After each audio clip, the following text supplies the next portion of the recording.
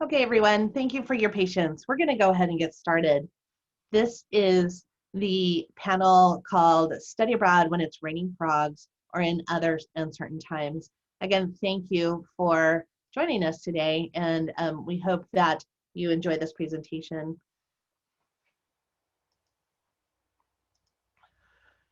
My name is Lisa Johnson, and I'm the Assistant Dean for International Study at Smith College. And later on in the presentation, I'll be talking a little bit about what home campuses are doing to make decisions about safety in the time of COVID. We'll also be hearing from Morgan Mastriani, who's a Wellesley student who studied abroad last year, and she's going to talk about her experiences as well. We also have the pleasure of working with Kim Griffin, who is our director of the Presco program in Cordoba, Spain, as well as Vanessa Sterling, who's the director of health and safety at CET Academic Programs Abroad. If you have any questions, please put them in the Q&A box, and we will have time at the end of this presentation to answer some of your questions. Thank you very much for your time, and we'll get started with the presentation. As I mentioned, I'll be talking a little bit about study abroad offices and perspectives. Each of you attends a different school, but I can assure you that all of your campuses are working very hard and very diligently on trying to determine who decides when it's safe to travel. And I wanted to let you know that no one's working in a vacuum with trying to answer these questions. On most campuses, you will have a health and safety team or a risk assessment team that is gathering data to make recommendations and so on and so forth. We also, in the study abroad offices specifically, work with trusted program providers and host institutions. So we are assessing abroad what's going on the ground, how our safety protocols with regards to COVID being observed and implemented, and what are the health situations and realities in the host countries where we would potentially be sending students. And then we also are working in partnership with students. You know, our students are our key constituents, and we want to make sure that we're answering their questions as much as possible to make sure that they too are feeling safe to study abroad. So as you can say, it's like I said, decisions are not being made in a vacuum, and there's generally on each of your campuses a wide variety of people who are, as I mentioned, gathering information, gathering data, and creating huge spreadsheets likely to be able to track all the data to make sure that we're making informed decisions.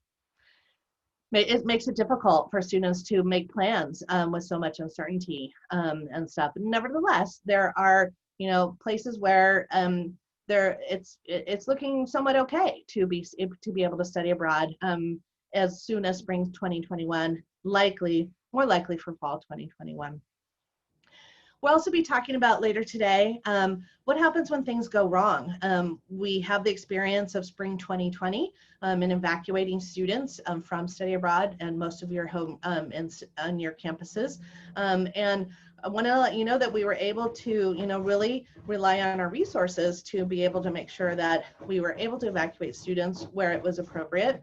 And for students who perhaps stayed in country, making sure that, again, their safety and health were covered and were a top priority. I'm going to pass it now to my colleague, Vanessa, who's going to talk about what's going on from the program provider perspective. They're the ones that are on the ground offering their programs, and Vanessa will talk to you a little bit about what they're doing to make sure that safety and security is in place for students. Well, thank you very much, Lisa, for having me, and good morning to everybody. Just to give you a little bit of background first, what is a provider? Providers are organizations that work across the US and Canada with sometimes dozens, sometimes hundreds of US institutions, and then also with host universities, and we create academic programs abroad. So we both create the curriculum, and also we handle the registration, the visas, and most importantly, we provide the staff on the ground, oftentimes also the faculty on the ground. And so these are different organizations. Some are large, some are small. You'll see them if you go around a study abroad affair. I'll speak a little bit about my own organization as an example, but by all means, there are plenty of other great provider organizations. So I don't want you to think this is just a commercial for CET. We have been around for almost 40 years now. We started in China, but we now work in 10 different countries, and we have a full suite of programs that we operate fall, spring, and summer. And we were able to, in spring, pivot very quickly to A, get our students home safely, but B, also to get everyone online and to provide academic continuity. So that's one of the things I want to mention.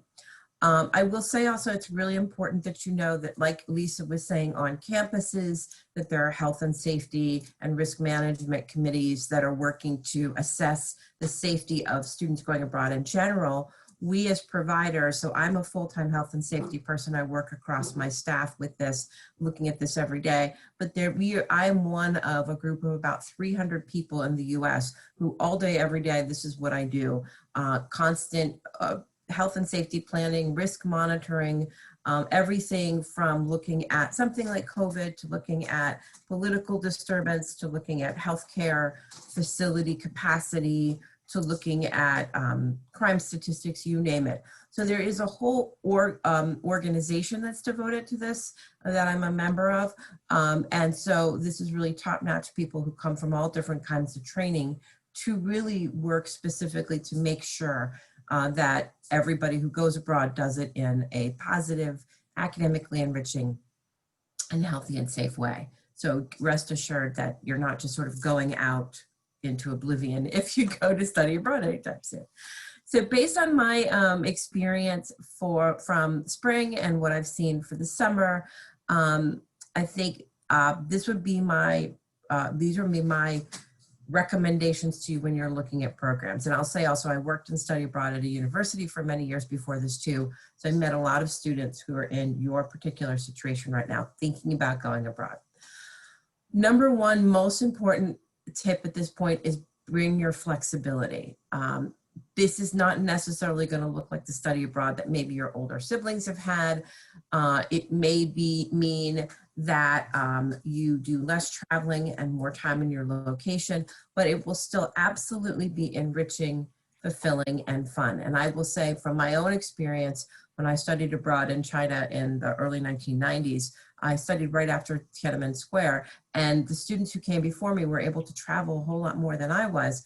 But I found that I really got to know my city, Beijing, very well, and I really got my Chinese under control. And so I walked away from the experience feeling very proud of that.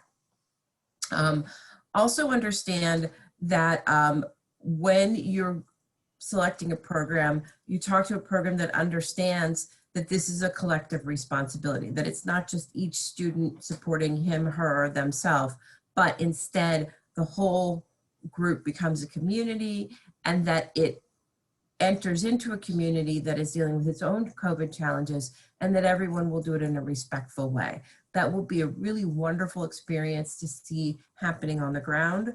And if you take the positive approach to it, it can be a really great example of how communities and cultures can interact in a positive way. But that's the sort of mindset to bring into it. And then finally, and I think this is the most important, ask as many questions as you can think of in order to be a informed consumer when you choose your program. Ask about their specific plans for COVID, but other health and safety issues. Ask about their academics and were they able to provide continuity for their students in spring of 2020, and what are their plans now? Ask about housing and how that may look different. Ask about internet capabilities.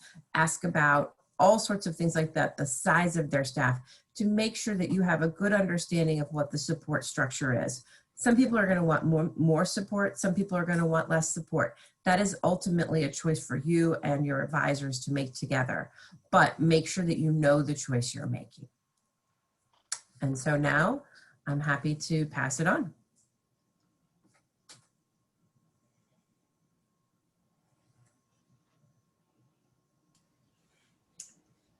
Thank you, Vanessa. My name is Kim Griffin. I'm the resident director in Cordova. First of all, my apologies for coming into this late. It's the first time the Zoom app has failed me, but I'm here and I will try and make up the time by speaking a little bit more quickly. It's a pleasure to be on this panel today, and I am going to speak a little bit about what the view is from the program directors and staff's perspective. Preshco is a small program that's located in Cordova, Spain, sort of a medium-sized city. We're a consortium of Smith and Wellesley colleges and receive students from other colleges as well. And we are planning on receiving students in actually 2 weeks from tomorrow, a small group of students who are still interested in coming to Cordova. And I'll talk a little bit about why it is that they're still interested in coming, and why we believe that they're going to have a safe and enriching experience while they're here. They'll only be here for 7 weeks. We're making it a short program, but we are going ahead with the program. And we just met with them last night by Zoom, and they're excited about coming, and we're ready to have them. The small size of our program and the nature of it makes it a good program because, as Vanessa was just saying, we can be flexible and we can help the students be flexible as well. And we can tailor every moment of the time that they're going to be with us here in Spain to their needs, and also be able to supervise them as well, so that they will have a successful experience. Lisa, can you change the slide, please? Thank you. So how things have changed for us and for the prospective students, for future students. First of all, I'm going to speak very briefly about how study abroad administrators are managing the programs during the pandemic, when the programs are running, what the experience will be like for the students who will be coming during the different stages of the pandemic, or the COVID crisis, and then and also what the experience will be like who, I'm sorry. There's a problem with this slide. Anyway, we'll be speaking a little bit about what the measures that we have been taking so that students do have a safe experience here. Something happened to that slide. Thank you, Lisa. Can you change the next slide? So study abroad administrators, which means myself, my team here in Spain, and in collaboration, of course, with administrators back home on the home campuses. There are 6 areas, I think, that we're managing right now, so that we can make sure that the program runs well. First of all, staying absolutely abreast of all of the news that comes across in the different ways. That is not only news here in Spain, but how news about Spain is appearing in the media in the United States, because many times what shows up in the New York Times reflects only a part of the situation here in Spain.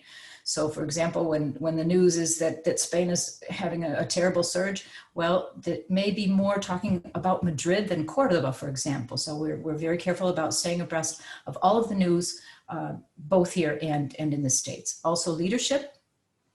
We know, and also, excuse me, for the information, we also are connected every day to the official sites of all of the statistics and information from the official organizations here in Spain.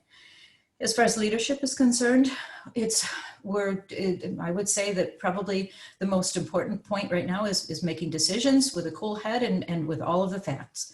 And that's, we're making decisions on a daily basis and keeping very closely in communication with the students and with the home campuses. So that communication is also an important part. Establishing protocols. We have protocols for homestays. We have protocols for being out on the street, for being at the University of Cordova, and for being in our own installations as well. And those are being communicated to the students, families, and so on. Plans. We have contingencies for everything. We have a whole document called What If. What if I get sick? What if my host family gets sick? What if this team gets sick? What happens if we have to be evacuated? And we do have the experience from past March, so we do have some plans that we have refined since March. Supervision. Students will be very closely supervised. They know that, and for example, how they behave in their homestays and so on. They need to be responsible and also know what consequences there will be if they happen to be not following the mandates, the government mandates here, and our own health protocols. So, and then of course, support from the home campus, from surrounding staff, and from families, both host families and students' families. That support is critical for the students while they're here. Next slide, please. These are a little bit of the pros and cons. This has to do with some of the things with what Vanessa was talking about too. What will the experience be like for those who are here? Travel will be less widespread than previous students, but as Vanessa mentioned, it also means that they're going to spend more time in Cordova, get to know Cordova better, and get to know the people in Cordova on a more constant basis, let's say. Contact with the native speakers will be as much as it was before. This is a total immersion program, so the host families will become even more important for this with regard to contact with native speakers. The language acquisition will be even more intense because they will be spending even more time with people in Cordova rather than with each other out in group travels or individual travels. And also seeing the culture and spending more time, as Vanessa said, in when she was in China, it means that they're going to be see it on a deeper level. Next slide. And finally, what new knowledge? This is what I couldn't tell you about before on the previous slide with the 3 questions. We also are encouraging students to explore things in different ways and get to know the country in maybe certain areas where in previous editions of Study Abroad, they never would have known about these types of questions. So it's very interesting. It's even interesting for me, who has been living in Spain for many, many years. It's interesting to see how health, safety, and well-being are viewed by Spaniards. Are they as conscious about their health? Are they as conscious about safety and risk and so on as in the United States? How is healthcare managed and paid for here? Is there healthcare for all? Do people have to pay for private healthcare and so on? And the students will be able to really get to see that aspect of Spain as well. Politics is playing a big role in this time of crisis here in Spain and most places in the world, but that is bringing out a lot of the ideological questions as well. Economics, who is suffering? How are families managing with being on furlough or being out of a job long term? This is where distribution of wealth is also showing its face here in Spain and elsewhere. How are the different age groups affected? What is happening with the young University of Cordova students, and how are they managing this time of crisis, hybrid education, and not being able to go out at night and things like that? What businesses are open? What businesses have closed? How culture such as museums and so on are managing? Are the museums open? How have they changed to be able to deal with the influx of tourists? Cordova is a very touristic city with very important monuments. Are they open? Have they changed, etc.? Language is going to be a very important question here. What language is being used to express all of these difficulties that we're experiencing? Philosophical and ethical issues, equality and gender, and just why Spain has been more affected than other countries or less affected, why certain areas of Spain have been more affected than others, why is Córdoba a bit of a safer place now than Madrid or Barcelona. So all of these questions and more, these are just a few that I'm sure that they'll learn about, but this is a different type of knowledge that students will gain from study abroad than what they used to in previous editions. And I think that's my last slide. Thank you very much. And I'll pass the word on to Ruby, I believe it is, yes? Thank you.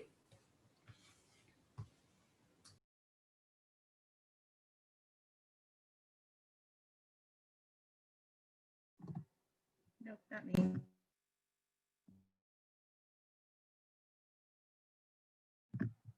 Hi, so my name's Morgan, and I'm going to be sharing the student perspective.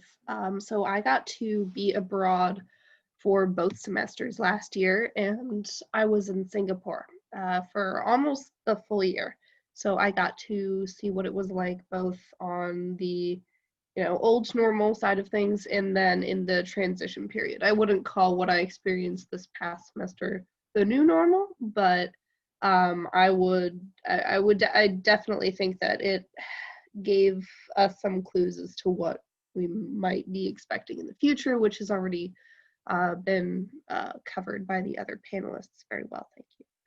So I study econ and math, and I came to Singapore because number one, I had actually worked there a couple months in 2018, and I wanted to be going back to a place that I was familiar with, and they also had some interesting courses that Wellesley didn't offer.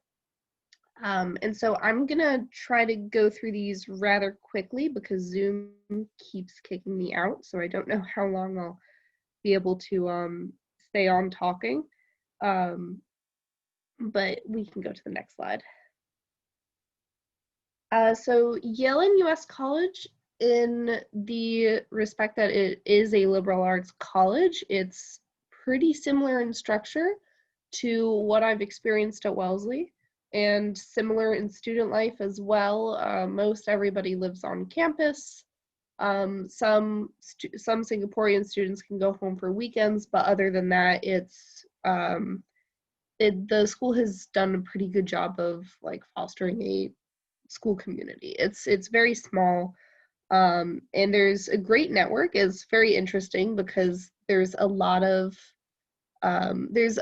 students who I met who came up to me and said, "Oh, do you go to Wellesley? I have a friend that goes to Wellesley," and it's a pretty small world.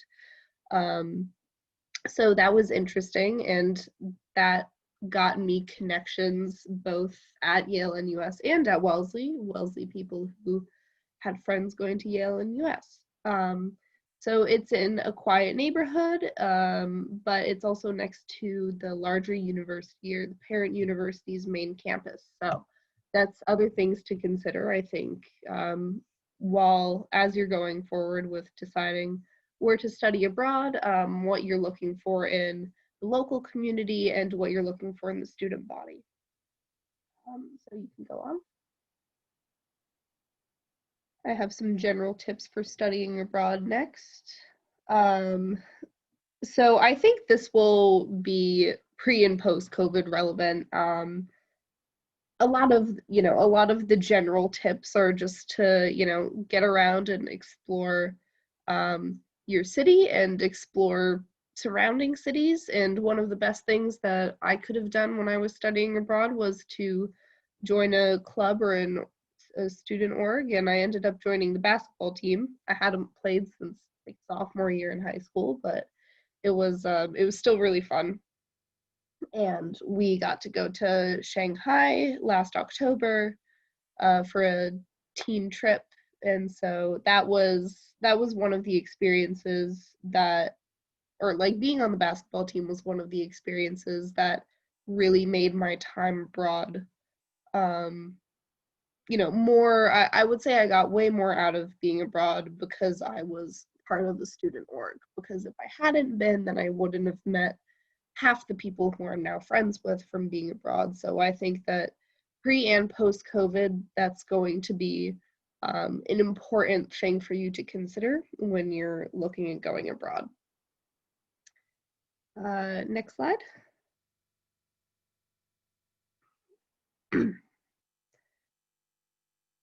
So when I was, okay, let's see. So I left for the winter and then I came back. And when I came back was when things started to change. So I think I got back to Singapore January 13th, and that was the date before. So January 14th was the date after which the parent university, NUS, started telling people to report their travel if they had been abroad from January 14th onwards. So I just missed the cutoff date there. because that was when travel restrictions started to come into place. We started reporting temperatures by February, twice a day, which is something that I believe a few universities have done here. I'm studying from home right now, so I'm not personally, I only know from word of mouth really what universities are doing in the States right now to combat COVID. But as far as February and earlier this spring went in Singapore, late January, early February, cases started increasing. It also coincided with Chinese New Year, so there was a lot of travel. Though in February, Malaysia was still relatively, it was still free of COVID for the most part. So in the top right corner, you can see no one's really wearing masks. This was in Malacca. There were really no cases there yet, so I was still able to, travel before the country really started shutting down. And you can see some social distancing practices in the bottom.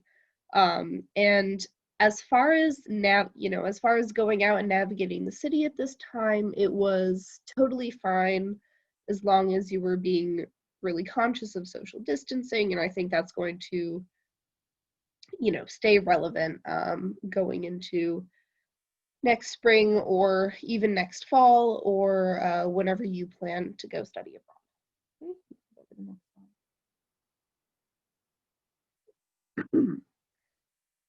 So this slide shows something that I got really good at due to due to things shutting down. So a lot of the food halls at NUS shut down, so we couldn't go get our food from our local food stalls. And this was, so one of the things that I didn't like about Yale and US is that the dining halls weren't that good, but we all kind of were forced to get used to them once things started shutting down. So I got really good at making grilled cheese sandwiches. So I'm pretty proud of this one, and I wanted to add that in just to show that I guess there is a little bit of a silver lining with having less options for food. So that's another thing to consider, actually. Dining out will not be as popular an option, post and during COVID and post COVID. So I would definitely think about, how you are going to feed yourself while you're abroad, because that's very important. And I don't think that we think about that enough when we're thinking of our plans. So you can go to the next slide. And also another reason that I chose to go to Yale and US or a similar college was that some of the other places I was looking at were going to be like apartment style living. And so I didn't know if I was really into the super independence of like grocery shopping and cooking for myself when I could just have a dining hall. So it was a convenience, but that also might be something for you to consider when you're thinking about going abroad. So in March and April was when things started to get pretty stressful, I would say. So you can see in the picture on the left, some of those chairs are saran wrapped. So that was our own college's effort in social distancing, so you could only sit diagonal from people, which I think some other places in the US have done as well.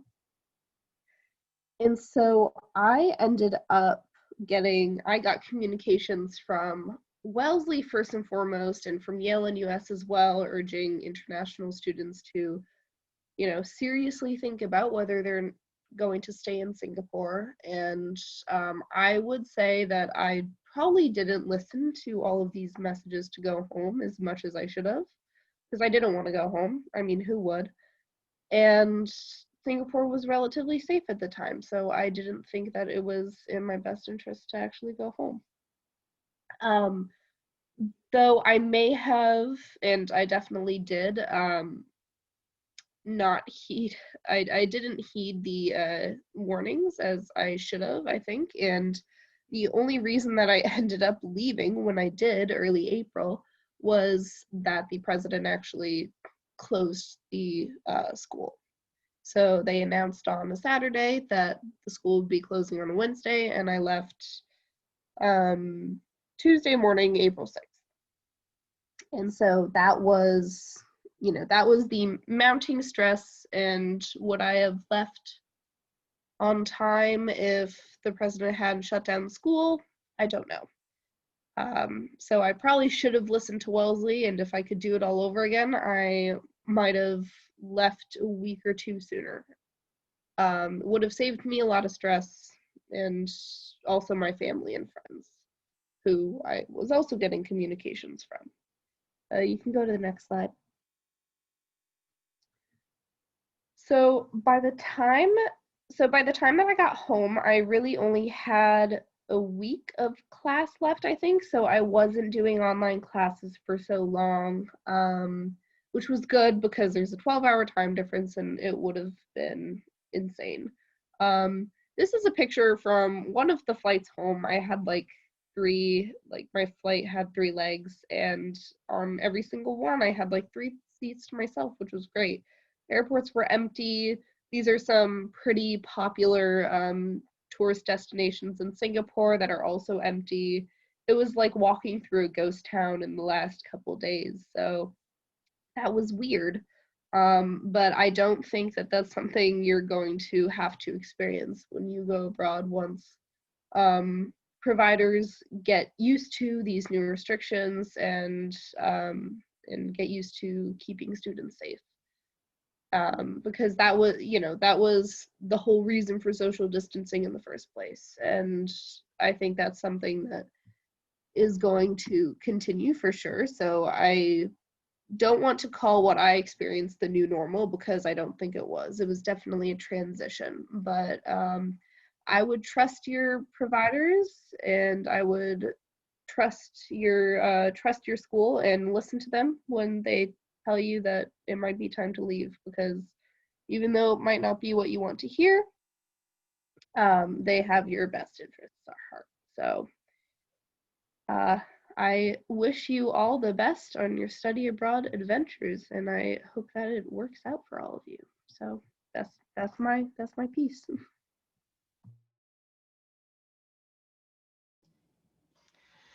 Great. Thank you very much to Morgan and Vanessa and Kim for sharing your insights and providing additional information as we think about study abroad and education abroad in an uncertain world when it's raining frogs. So we have about maybe 3 minutes or so. If the people who are still with us have any questions, if you want to put those into the Q&A box, we would be happy to answer your questions. Answer your questions, or if you have any concerns, we can address those the best that we can as well.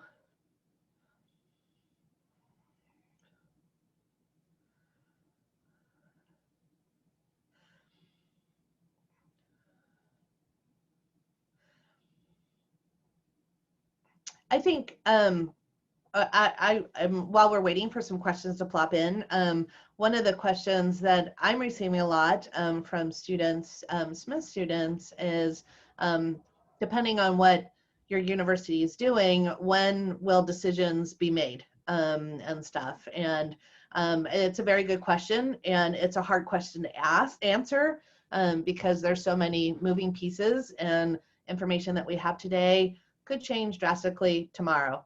And stuff. So in terms of spring 2021, I think, staying in touch with your study abroad office is the best course of action you can take right now, because they will be able to give you guidelines and or any information as possible. I know at Smith, and I'm assuming at other campuses, this is also true, that the decision to offer study abroad, at least for spring 2021, isn't exclusively up to the study abroad office. At Smith, it's going to be up to the president of the college and her cabinet to make the final decision. And our role, as I mentioned earlier, is to make sure that the president and her cabinet have the information they need, that they feel comfortable with making an informed decision. With that said, one of the things that we're happy to be doing right now, and I think that Vanessa and Kim could echo this, is the work that we're doing now to gather that information is likely going to be needed and be very useful also for fall 2021 and stuff. And so while we are still hopeful, remain hopeful for spring 2021, we know that the work that we're doing won't be in vain, because we'll be needing to answer these exact same questions in the springtime for our fall 2021. Vanessa, do you want to add to that? Yeah, I would say that I think that overall study abroad, the experience for wherever you go, when you go, will be better having gone through this experience.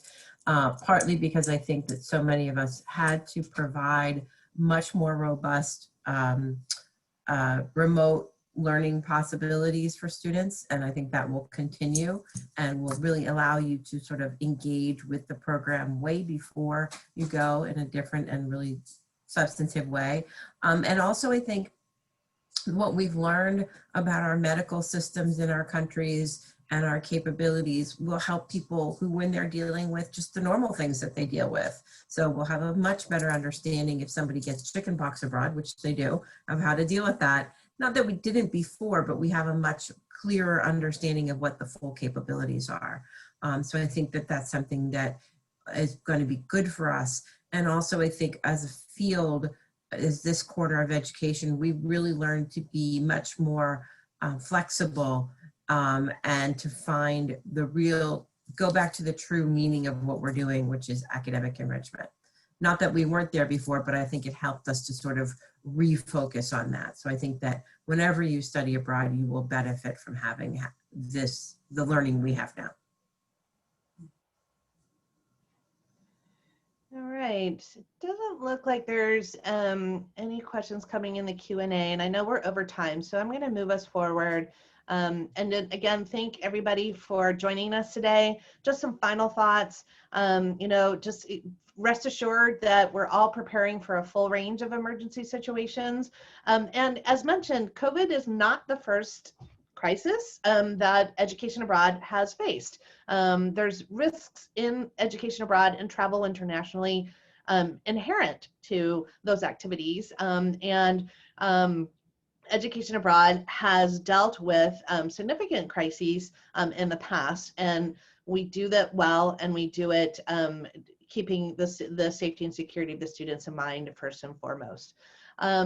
As was mentioned, be sure to identify your resources and ask questions of your program providers to, have them demonstrate that they know how to respond to an emergency, and what are they putting in place to help make sure that there's academic continuity if that's needed.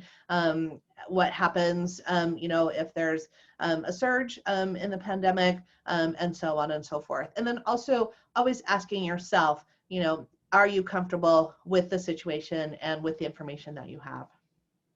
And as we've mentioned, and we're working hard with this, emergency situations, most of them are preventable with good preparation and common sense. So know that you've got a good team behind you to help you move forward with your study abroad plans if that's what you choose to do. Without further ado, thank you again for joining us. And if you have any questions, please do not hesitate to reach out to your study abroad office. If they're unable to answer those questions, they will be able to find answers for you with their resources. Thank you again, and good luck.